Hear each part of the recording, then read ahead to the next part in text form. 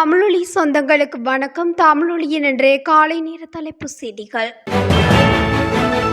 அஸ்வசுமை 2ஆம் கட்ட நிவாரண திட்டத்தின் கீழ் அடுத்த மாதம் முதல் 24 லட்சம் குடும்பங்களுக்கு கொடுப்பனவுகள் வழங்கப்படும் என எதிர்பார்க்கப்படுவதாக நிதி ராஜாங்க அமைச்சர் செகான் சேமசிங்க தெரிவித்துள்ளார்.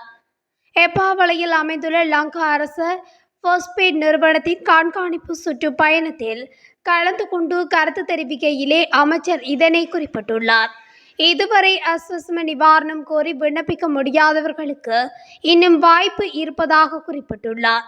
அஸ்வசும 2ஆம் கட்ட நிவாரண திட்டத்தில் 20 லட்சம் குடும்பங்கள் காப்புறுதி பலன்களை பெறுவதற்கு உரிமையுள்ளவர்கள் என்பது விசேட அம்சம் என்றும் குறிப்பிட்டுள்ளார்.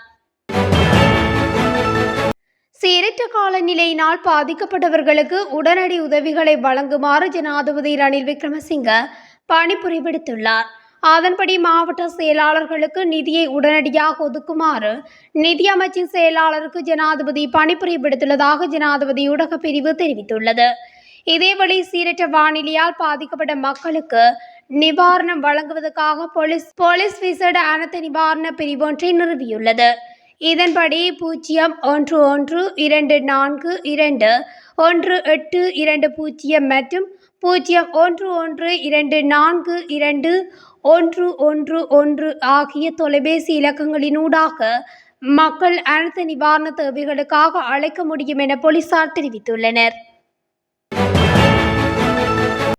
நாட்டின் பல பகுதிகளில் மின்சார விநியோகத்தை இடைநிறுத்த நடவடிக்கை எடுக்கப்பட்டுள்ளதாக மின்சாரம் மற்றும் எரிசக்தி அமைச்சு தெரிவித்துள்ளது. தற்போது நிலவும் சீரற்ற காலநிலை மற்றும் வெள்ளப்பெருக்கு காரணமாக இந்த நடவடிக்கை எடுக்கப்பட்டுள்ளதாக தெரிவிக்கப்பட்டுள்ளது.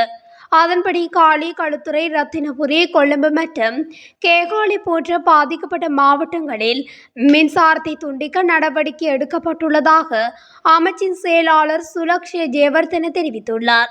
வெள்ள நிலைமை காரணமாக மக்களின் பாதுகாப்பை உறுதிப்படுத்தும் நோக்கில் அந்த பகுதிகளில் மின்சாரம் துண்டிக்கப்பட்டுள்ளதாக அமைச்சின் செயலாளர் தெரிவித்துள்ளார்.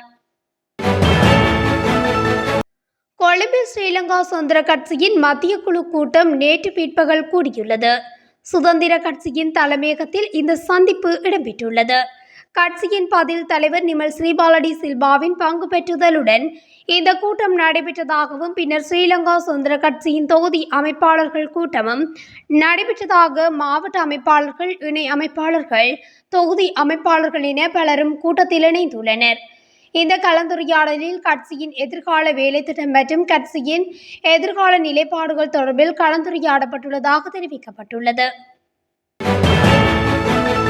இலங்கையின் கனமழையுடனான வானிலை நிலவுவதனால் பாதுகாப்பற்ற பகுதிகளில் வசிக்கும் மக்களுக்கு தேசிய கட்டிட ஆராய்ச்சி நிறுவனம் அறிவுறுத்தல் ஒன்றை விடுத்துள்ளது.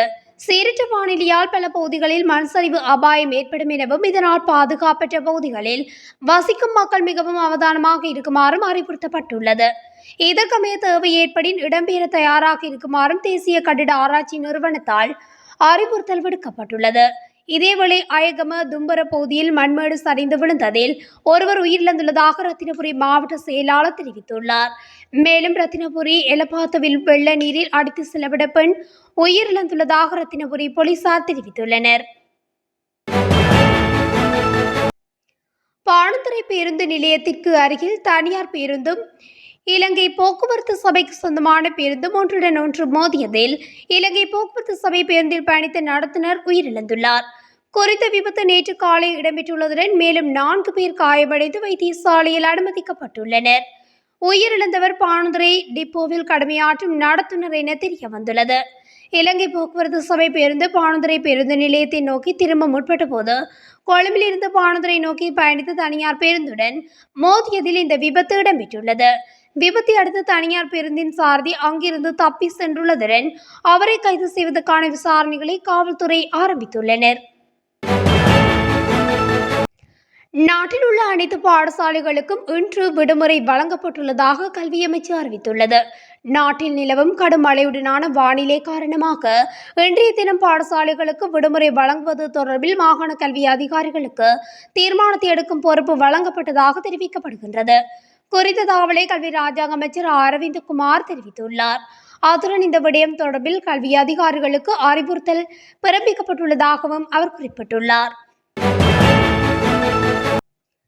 வடக்கு மாகாணத்தில் அண்மையில் நியமனம் பெற்றுக்கொண்ட 374 பட்டதாரி ஆசிரியர்களும் நாளை தமது கடமைகளை பொறுப்பேற்க முடியும் என மாகாண கல்வி அமைச்சின் செயலாளர் திரு ஃபெட்டிக் டெரஞ்சன் அறிவித்துள்ளார். புதிய ஆசிரியர்கள் இன்றைய தினம் கடமைகளை பொறுப்பேற்க வேண்டும் என ஏற்கனவே அறிவிக்கப்பட்டிருந்தது. இந்நிலையில் நாளைய தினம் நாடளாவிய ரீதியில் அனைத்து பாடசாலைகளுக்கும் விடுமுறை வழங்கப்பட்டுள்ளது. ஆகவே நாளை பாடசாலை தினத்தில் புதிய பட்டதாரி ஆசிரியர்கள் தங்களுக்கு பணிக்கப்பட்டுள்ள பாடசாலைகளுக்கு சென்று கடமைகளை பொறுப்பேற்க முடியும் என அறிவிக்கப்பட்டுள்ளது. அவிசாவளை புவக்பட்டிய பகுதியில் உள்ள ரயில் தண்டவாளத்தில் பேருந்து ஒன்றை செலுத்திய சாரதி கைது செய்யப்பட்டுள்ளார்.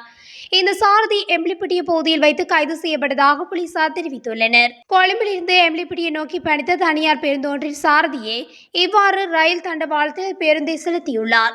புவக்பட்டிய பகுதியில் ஏற்பட்ட வெள்ளப்பெருக்கு காரணமாக குறித்த பகுதியில் கடும் வாகன நெரிசல் ஏற்பட்டிருந்தது. போக்குவரத்து நெரிசலை தவிர்த்து செல்லும் நோக்கில் பேருந்தின் சாரதி பேருந்தை ரயில் தண்டவாளத்தில் செலுத்தியுள்ளார்.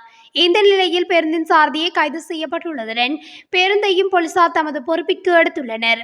கைது செய்யப்பட்ட சந்தேகங்களை நீதிமன்றத்தில் முன்னிலைப்படுத்த போலீசார் நடவடிக்கை எடுத்துள்ளதாக ஊடக பேச்சாளர் பிரதி போலீஸ் மா அதிபர் நிகால் தல்துவா தெரிவித்துள்ளார்.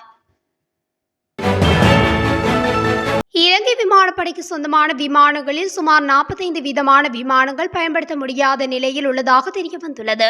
கோவிட்-19 பரவலின் போது அத்தியாவசிய தேவைகளை முன்னெடுத்த விமானங்களின் பராமரிப்புக்காக செலவிடப்படும் பெரும் தொகையை தாங்கிக் கொள்ள முடியாத நிலைமை ஏற்பட்டுள்ளதாகவும் தெரிவிக்கப்படுகின்றது. இதேவேளை விமானப்படையின் கிங் ஏர் P-200 பீச் கிராப்ட் விமானம் கடல் மற்றும் நில கண்காணிப்புக்கு பயன்படுத்தப்படுகின்றது. மனித மற்றும் போதைப்பொருள் கடத்தல் தொடர்பான சோதனைகளை நடத்துவதற்கும் பரந்த பகுதியை கண்காணிக்கவும் இந்த விமானம் போதுமானதாக இல்லை எனவும் தெரிய வந்துள்ளது.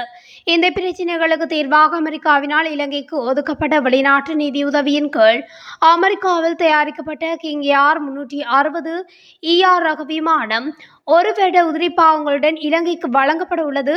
மேலும் ஆஸ்திரேலிய அரசாங்கம் கிங் ஏர் 350 ரக விமானத்தை இலங்கைக்கு வழங்க உள்ளதுடன் ஒரு வருட உதிரிப்பாகங்களும் வழங்கப்பட உள்ளது என கூறப்பட்டுள்ளது. சீரற்ற காலநிலை காரணமாக கட்டுநாயக்க பண்டாரநாயக்க சர்வதேச விமான நிலையத்திற்கு வந்த 2 விமானங்கள் மத்திர ராஜபக்ச சர்வதேச விமான நிலையத்துக்கு திருப்பி அனுப்பப்பட்டுள்ளதாகவும் தகவல் வெளியாகியுள்ளது.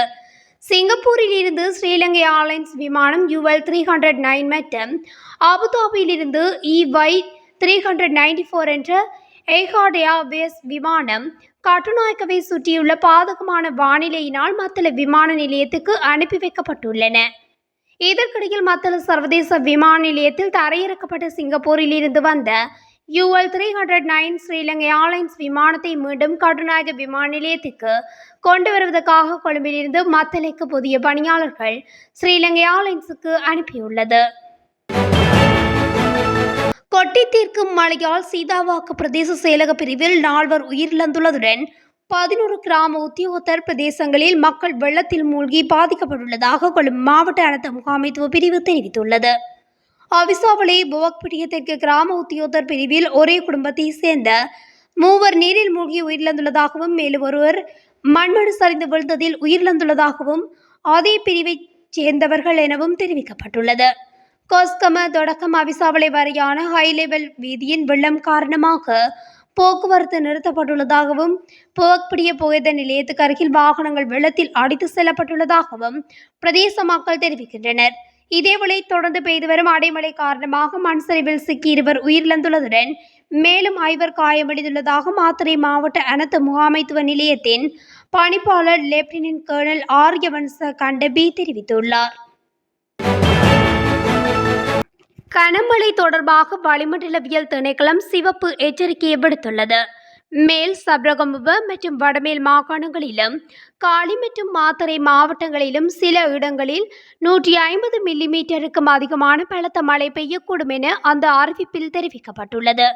இடியுடன் கூடிய மழையுடன் பலத்த காற்று மற்றும் மின்னல் தாக்கங்களினால் ஏற்படக்கூடிய விபத்துக்களை குறைப்பதற்கு தேவையான நடவடிக்கைகளை மேற்கொள்ளுமாறு மக்கள் கேட்டுக்கொள்ளப்படுகிறார்கள். இதே காலப்பகுதியில் வரக்காப்புல பிரதேசத்தில் 138.5 மில்லிமீட்டர் மழையும் வட்டுப்பிட்டிவள பிரதேசத்தில் 122.5 மில்லிமீட்டர் மழையும் அவிசாவளை பகுதியில் 98.5 மில்லிமீட்டர் மழையும் ரத்தினபுரி பிரதேசத்தில் 96.2 மில்லிமீட்டர் மழையும் பதிவாகியுள்ளது. களனிவழி தொடருந்து மார்க்கத்தில் அவிசாவளை முதல் கொழும்பு வரை இடம்பெறும் சகல தொடருந்து சேவைகளும் நேற்று ரத்து செய்யப்பட்டுள்ளன. கொஸ்கம மற்றும் வக ஆகிய பகுதிகளுக்கு இடையிலுள்ள பாலம் ஒன்று சேதமடைந்துள்ளதாக தெரிவிக்கப்படுகிறது. குறித்த தொடருந்து மார்க்கத்தில் மொத்தமாக 3 தொடருந்து சேவைகள் நேற்றைய தினம் ரத்து செய்யப்பட்டுள்ளதாக தொடருந்து திணைக்களத்தின் பிரதி பொது முகாமையாளர் என்ஜெயந்தி பொலகே தெரிவித்துள்ளார். இதேவேளை தெற்கு அதிவேக வீதியின் வெளிப்பண வெளியேறும் பகுதி வெள்ளத்தில் மூழ்கியுள்ளதனால் குறித்த வீதியுடனான போக்குவரத்து தொடர்ந்தும் தடைப்பட்டுள்ளதாக தெரிவிக்கப்படுகிறது. இதேவேளை தெற்கு அதிவேக வீதியின் வெளிப்பண வெளியேறும் பகுதி வெள்ளத்தில் மூழ்கியுள்ளதனால் குறித்த வீதியுடனான போக்குவரத்து தொடர்ந்தும் தடைப்பட்டுள்ளதாக தெரிவிக்கப்படுகிறது. இதன் காரணமாக கொழும்பிலிருந்து பயணிக்கும் வாகனங்கள் தொடங்கொட வெளியேறும் பகுதி வரை மாத்திரமே பயணிக்க முடியும் என அறிவிக்கப்பட்டுள்ளது. இத்துடன் தமிழொலியின் இன்றைய காலை நேர தலைப்பு செய்திகள் நிறைவடைகின்றன. தொடர்ந்தும் செய்திகளை அறிந்து கொள்ள தமிழொலி ஊடகத்துடன் இணைந்திருங்கள். நன்றி.